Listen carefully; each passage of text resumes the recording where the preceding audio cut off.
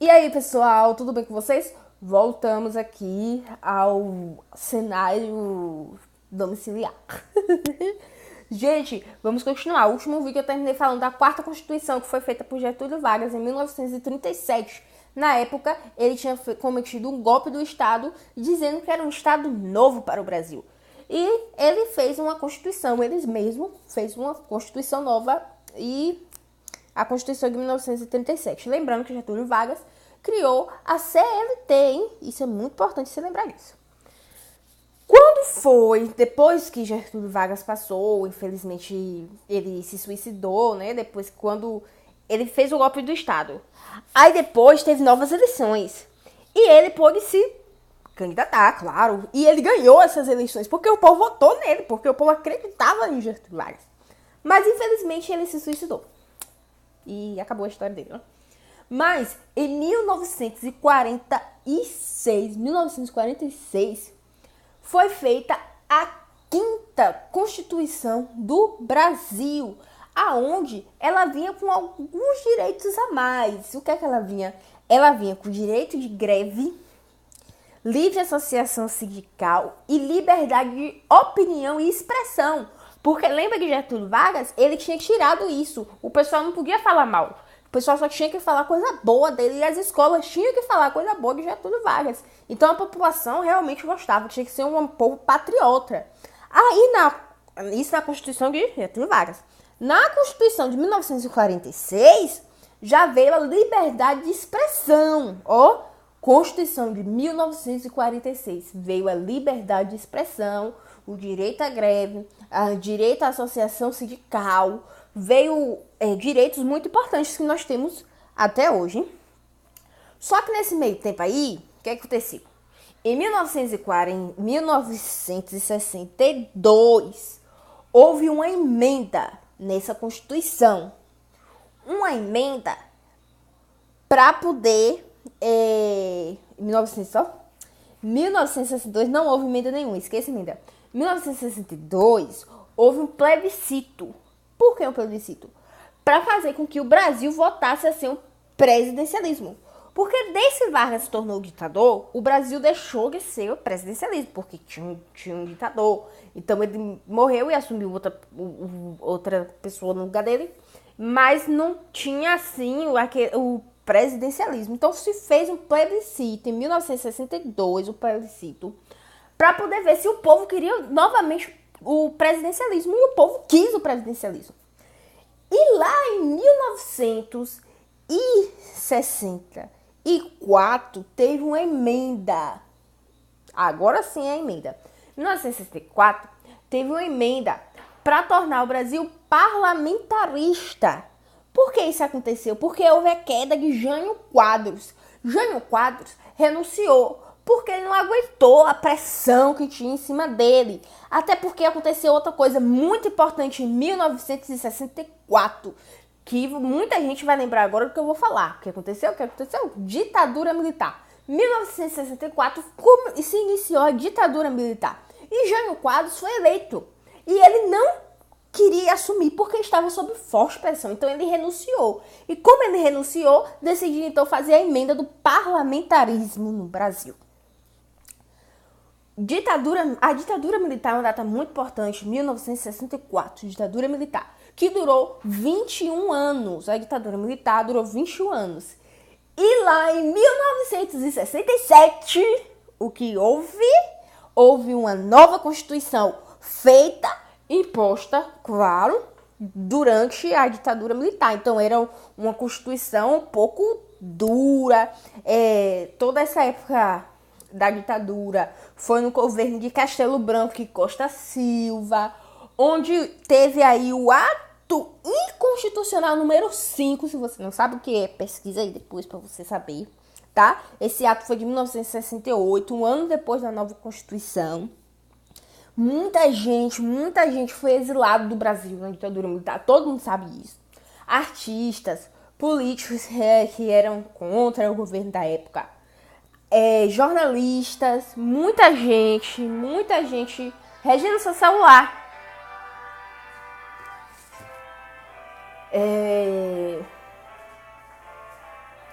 muita gente tinha sido exilada do país e muita gente também foi morta, que até hoje não sabe onde achou corpo.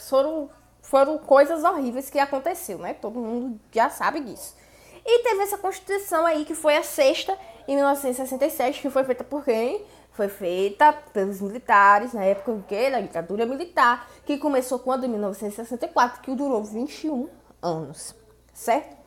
Aí, depois disso aí, depois de 21 anos de ditadura militar, o Brasil começou a clamar por uma nova Constituição. Porque o pessoal não queria mais viver sobre a ditadura. O pessoal queria o quê? A redemocratização do Brasil. Então, começou um processo de mudança, de revolução. Em 1983, 84, começou aí esse processo, a gente quer mudança.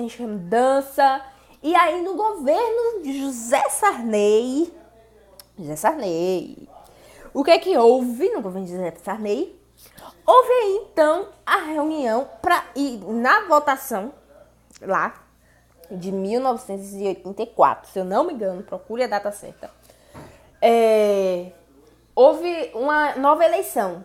Então ficou afirmado o seguinte: os deputados federais e senadores que foram eleitos nessa eleição vão ser também os deputados e senadores da Assembleia Constituinte da nova Constituição Brasileira, que ia representar a redemocratização do nosso país. Então, a partir daí, começou a se organizar, teve várias votações. No fim, foram 559 congressistas, 559 que participaram da Assembleia Constituinte. Essa Assembleia foi liderada por Ulisses Guimarães, era o presidente da Assembleia. Na época, ele era do partido... Ele era de algum partido, se não me engano, era do PSDB. Procurem saber. Não é tão importante, mas vale a pena saber. E ele foi ali o presidente dessa Assembleia Legislativa, aonde o povo também brasileiro aclama muito Ulisses Guimarães, que infelizmente, né, mais à frente aí, veio falecer num acidente de avião, ninguém nunca achou o corpo. Algumas pessoas acham que realmente quiseram matar o cara, mas ele era realmente um cara muito bom. E aí reuniram aí, e o pessoal ficou, minha gente, discutindo várias coisas. Foi a Constituição mais democrática que o Brasil já teve, e talvez até o mundo, porque ninguém nunca viu um povo participar tanto da Constituição como foi o povo participar da Constituição de 1988. O pessoal, o governo colocou nos correios e nas ruas papéis onde as pessoas podiam colocar o tipo de lei que elas queriam que fossem feitas, entendeu? E aí muita gente deu opinião. Uma dessas leis que foi a opinião do povo foi o Código de Defesa do Consumidor, o Estatuto da Criança e do Adolescente. Foram coisas que o povo pediu e foi atendido isso aí. Então houve vários pedidos. Também nessa época em que estava tendo essa Assembleia Constituinte, índios, negros, mulheres, todos estavam no Congresso. Todos juntos para poder ir lutar por uma redemocratização. Também foi nessa época em que o crime foi considerado crime, o racismo. Então foi assim, muitas leis novas que vieram ajudar a população. A regularização da aposentadoria também foi nessa Constituição. Então, os constituintes passaram lá muito tempo e tal. E no dia 5, grave essa data, dia 5 de outubro de 1988, foi promulgada a nova Constituição Federal do Brasil. Uma das constituições onde o cidadão tem mais direitos do mundo. É a melhor Constituição do mundo, a mais democrática e a fantástica. E no dia 5 de outubro desse ano ela vai estar fazendo 30 anos, não se esqueça disso, beleza? Agora eu vou falar sobre algumas complementações que nós tivemos no decorrer do tempo. Não, eu vou falar sobre 3 coisas. Primeira coisa, em 22/9 de 2006, foi aprovada uma lei, a Lei Maria da Penha, que é a lei que se torna crime a violência contra a mulher, seja ela doméstica, abuso sexual, feminicídio, qualquer coisa contra a mulher, considerada crime. Só que antes a violência contra a mulher era tida como lesão corporal. Agora ela se torna uma coisa mais séria. E tudo isso por causa de uma mulher chamada Maria da Penha, que sofreu uma violência muito grande por seu esposo. Infelizmente ela ficou deficiente por conta disso. E essa lei veio com esse nome em homenagem a esta mulher, tá? O passo, vocês já sabem, existe um disque denúncia, né? Foi feito um disque denúncia, 180. E foi uma lei que veio mudar realmente ajudar as mulheres que vinham sofrendo com esse problema. Hoje, ela já foi implementada de várias formas e também existe, pelo menos na Bahia, na sou da Bahia, né? Existe hoje a Ronda Maria da Penha, que atende as mulheres. Em cidades maiores, a Ronda atende as mulheres em casa, em caso de disque denúncia. E em cidades menores como a minha, a Ronda protege durante o tempo todo aquela mulher que foi ameaçada e está sob proteção do Estado. Então isso é muito importante. Outra lei que eu vou falar aqui, gente, eu tô falando isso por causa de seminários, a gente vai precisar disso na prova de amanhã, foi da data de 19/6, que foi também promulgada a Lei Seca de 2008, viu? 19/6 de 2008 foi promulgada a Lei Seca. A Lei Seca é o quê? A Lei Seca é aquela que diz que você não pode dirigir alcoolizado, porque você vai estar colocando em risco a sua vida e a vida das outras pessoas, entendeu? Isso aí trouxe mais fiscalizações das estradas. Tem um bafômetro que agora você passa aí nas BRs, os policiais para você ver a quantidade de álcool que você tem no seu corpo, né? Se o bafômetro acusar uma certa quantidade, você ganha multa, você não pode mais dirigir. É um processo enorme. E também é uma lei que veio ajudar a prevenir, a diminuir os acidentes na estrada. Outra coisa que eu quero falar para vocês. Esse ano também vai ser completado 70 anos da Declaração Universal dos Direitos Humanos. Vale a pena pesquisar sobre isso e amanhã provavelmente vai cair alguma coisa sobre isso. Gente, a Declaração Universal dos Direitos Humanos surgiu após a Segunda Guerra Mundial. Por quê? Porque na Segunda Guerra Mundial não tinha direitos humanos. Foram coisas horríveis que aconteceu, aquelas mortes de forma trágica, com bombas químicas terríveis, que mataram muita gente de forma terrível.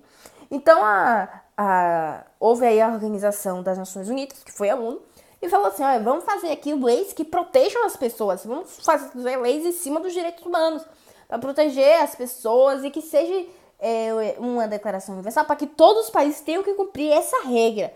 É por conta disso aí, gente, que ninguém fica por aí jogando bombas nucleares e armas químicas, que não podem jogar armas, bombas químicas por aí, por conta disso aqui. Isso aqui é uma proteção para todas as pessoas do mundo. Todos os países precisam cumprir isso aqui. É importante você pesquisar um pouquinho mais a fundo aí. E esse ano está comemorando 70 anos e eles têm também, ela foi pensada em 1948, viu? Logo após aí a Segunda Guerra, né? Cada ano eles têm um propósito. Todo aniversário eles fazem um propósito. Esse ano a gente vai focar nisso e tal. Se eu não me engano, esse ano é algum propósito ambiental. Mas você procura aí no próprio site da ONU, muito interessante você ler e você procurar. Então, basicamente é isso, gente. É uma coisa muito fácil. Não precisa você ficar decorando datas. É só você saber a história mesmo. Se é uma história interessante, as histórias das constituições. É muito chata aquela parte logo do início lá do Brasil, porque as partes lá nada a ver. Mas é interessante, tá? Então é isso aí. E lembre disso, de todas as minhas palavras na prova, tá bom? Beijos.